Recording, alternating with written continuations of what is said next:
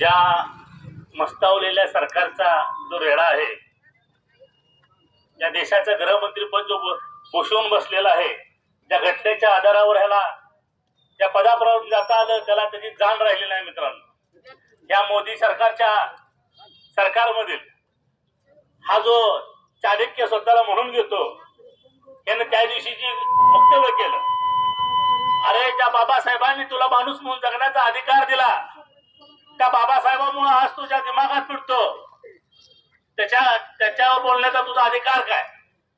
या ठिकाणी या महाराष्ट्राचा बिहार केला का काय?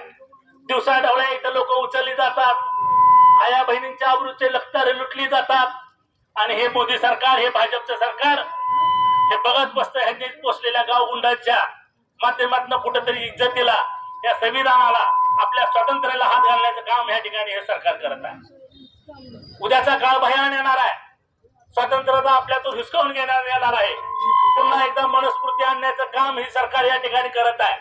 हा माझा भारत देश अखंड समानतेचा, अखंड सर्व धर्म समभाव विचाराने चालणारा हा देश कुठेतरी एका धर्मांध शक्तीच्या नावाखाली या ठिकाणी काहीतरी वेगळं कृत्य करायचं पाहत आहेत. मित्रांनो, समाजात भांडणं लावली, दंगली घडल्या, माणसात ते निर्माण केले. मित्रांनो, नक्कीच आपण या ठिकाणी जागा झालं पाहिजे.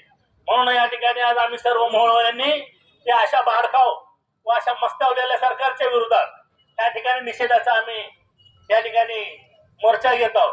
त्या पोलीस यंत्रणा असेल, प्रशासन यंत्रणा असेल, त्यांना आम्ही जाहीरपणे सांगतो, कोणाच्या हातचं बाहुलं होऊन काम करू नका. कारण हे माणसं आपल्याला पुढे करून आपल्याकडनं कृत्य करून घेतात. त्या कृत्याच्या पापाचे धनी आपण होऊ नये एवढी विनंती करतो. माझे 2 शब्द समजवतो. आभारी.